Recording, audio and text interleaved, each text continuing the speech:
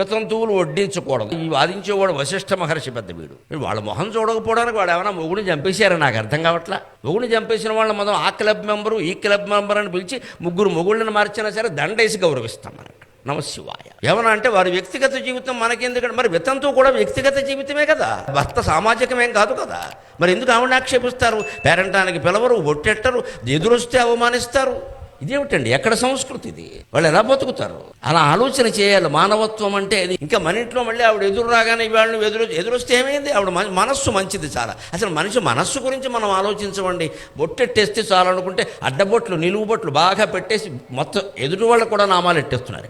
నీకు బొట్టుకు నువ్వు ప్రాధాన్యం ఇచ్చావంటే బొట్టే నిన్ను ముంచేస్తుంది, కట్టుకు నువ్వు ప్రాధాన్యం ఇచ్చావంటే కట్టే నిన్ను ముంచేస్తుంది. గుండెల్లో గుట్టుకు తప్ప దేనికి ప్రాధాన్యం ఇవ్వకపోతే జీవితం నిలబడుతుంది ఖచ్చితంగా.